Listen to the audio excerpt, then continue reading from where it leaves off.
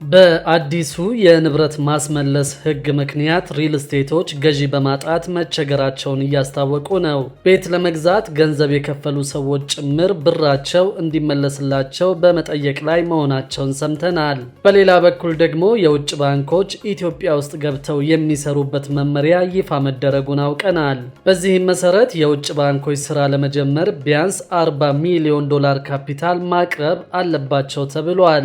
ሰላም ቤተሰቦቻችን፣ መረጃዎቹን የት ሀገርና የት ከተማ ሆናችሁ እየተከታተላችሁ እንደምትገኙ በሐሳብ መስጫው ላይ ጻፉልን። ከሪል ስቴት ቤቶች ግዢ ጋር በተያያዘ የገጠማችሁንም ነገር አሳውቁን።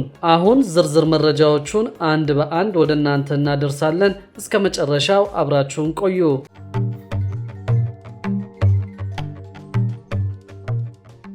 በአዲሱ የንብረት ማስመለስ ሕግ ምክንያት ሪል ስቴቶች ገዢ በማጣት መቸገራቸውን አስታወቁ።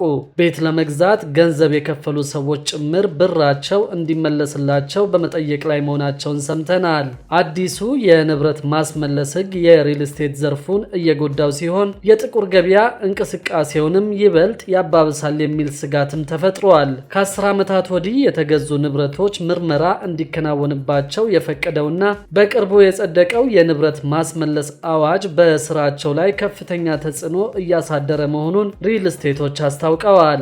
አዲሱ ሕግ ጥቁር ገበያውን ይበልጥ ሊያባብሰው እንደሚችልም ባለሙያዎች ስጋታቸውን ገልጸዋል። በቅርቡ የጸደቀውና መንግስት ንብረቶችን እንዲወርስ የሚፈቅደው አዲሱ አዋጅ በስራዎቻቸው ላይ አሉታዊ ተጽዕኖ እያሳደረ መሆኑን በተለይም በግንባታና በሪል ስቴት ዘርፍ የተሰማሩ አካላት ገልጸዋል። ሕጉ ከጸደቀበት ጊዜ ወዲህ በተለይም በውጭ የሚኖሩ የቤት ገዢዎች የከፈሉት ገንዘብ እንዲመለስላቸው እየጠየቁ መሆኑን አንድ የሪል ስቴት አልሚ ተናግረዋል። አንዳንዶችም ገንዘባቸውን በቅጣት ጭምር እንዲመለስላቸው እንዳደረጉ ተናግረዋል። የዚህ ሕግ መጽደቅ ቀድሞውንም እየተንገዳገደ የነበረውን የሪል ስቴት ኢንዱስትሪ ለከፍተኛ ጉዳት ዳርጎታል ሲሉ ሌላ የሪል ስቴት አልሚ ጠቅሰዋል። አንድ ስማቸው እንዳይገለጽ የፈለጉ ባለሀብት በበኩላቸው ሕጉ ወደ ኋላ እስከ 10 ዓመታት ተጉዞ ተግባራዊ መደረጉ ብዙ የኢኮኖሚ ተዋናዮችን በተለይም በዳያስፖራው ማህበረሰብ ውስጥ ፍርሃት ፈጥሯል ሲሉ ተናግረዋል። ዳያስፖራው በተለይም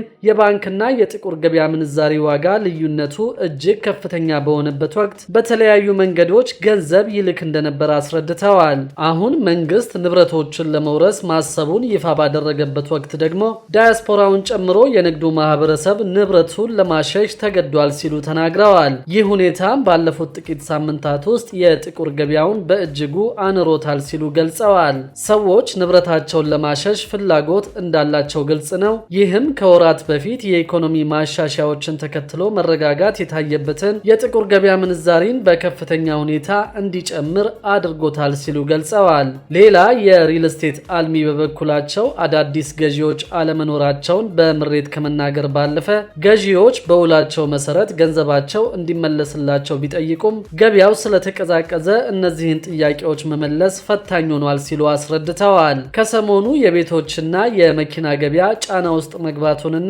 ዋጋቸውም እየቀነሰ መምጣቱን መዘገባችን ይታወሳል። በሌላ በኩል ደግሞ የውጭ ባንኮች ኢትዮጵያ ውስጥ ገብተው የሚሰሩበት መመሪያ ይፋ መደረጉን አውቀናል። በዚህ መመሪያ መሰረት የውጭ ባንኮች ስራ ለመጀመር ቢያንስ $40 ሚሊዮን ካፒታል ማቅረብ አለባቸው ተብሏል። የኢትዮጵያ ብሔራዊ ባንክ የውጭ ባንኮች በኢትዮጵያ ገብተው አገልግሎት እንዲሰጡ የሚያስችል የፈቃድ አሰጣጥ ረቂቅ መመሪያን ይፋ ሲያደርግ እንዳስታወቀው የውጭ ባንኮች በኢትዮጵያ ስራ ለመጀመር ዝቅተኛ የተከፈለ $40 ሚሊዮን ማቅረብ አለባቸው ተብሏል። መመሪያው በርካታ ቅድመ ሁኔታዎችን የሚዘረዝር ሲሆን በዋናነት የውጭ ባንኮች በአራት አማራጭ መንገዶች ወደ ኢትዮጵያ እንዲገቡ ያስችላቸዋል። የመጀመሪያው ተቀጥላ ወይም መጋቢ ወይም ደግሞ ሰብሲደሪ ባንክ በስማቸው በመክፈት ነው። ተቀጥላ ወይም መጋቢ ባንክ ለመክፈት ከ5 ቢሊዮን የኢትዮጵያ ብር ጋር እኩል የሆነ ይህም በአሁኑ ምንዛሪ $40 ሚሊዮን የሚጠጋ ዝቅተኛ የተከፈለ ካፒታል በቅድሚያ ወደ ኢትዮጵያ መላክና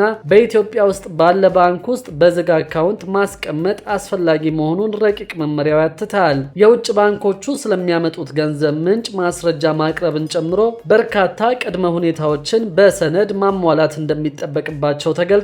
ሁለተኛው አማራጭ ቅርንጫፍ መክፈት ሲሆን ይህም ተመሳሳይ $40 ሚሊዮን ዝቅተኛ የተከፈለ ካፒታል በቅድሚያ በኢትዮጵያ ማስቀመጥ አስፈላጊ መሆኑ ተደንግጓል። ለምን በኢትዮጵያ ቅርንጫፍ መክፈት እንደፈለጉ ማስረዳት፣ ቅድመ የአዋጭነት ጥናት ማቅረብ፣ የገንዘቡን ምንጭ ማሳየት፣ ህጋዊ ሰነዶችን ከዋናው ባንክ ከተመዘገበበት ሀገር ማቅረብ፣ የባንኩን የባለቤቶች ዝርዝር ማቅረብ፣ በቀጥታም ሆነ በተዘዋዋሪ ከባንኩ ጋር ግንኙነት ያላቸውን አካላት ዝርዝር ማቅረብ፣ ባንኩ በኢትዮጵያ ውስጥ ለመስራት ያቀደውን ስራ ማስረዳት፣ የጥቅም ግጭቶችን እንዴት እንደሚያስቀርና የመሳሰሉትን በርካታ ጉዳዮች በሰነድ ማስረዳት ይጠበቅበታል። ማንኛውም በእነዚህ ሂደቶች አልፎ ከኢትዮጵያ ብሔራዊ ባንክ ፈቃድ ያገኘ የውጭ ባንክ በ12 ወራት ጊዜ ውስጥ ወደ ስራ ገብቶ መጀመር ይጠበቅበታል። ሶስተኛው አማራጭ የውክልና ቢሮ ወይም ሪፕሬዘንታቲቭ ኦፊስ መክፈት ሲሆን በዚህ መልኩ የገባ ባንክ ስራዎችን ከማቀላጠፍ ባለፈ የባንክ ስራን መስራት አይፈቀድለትም።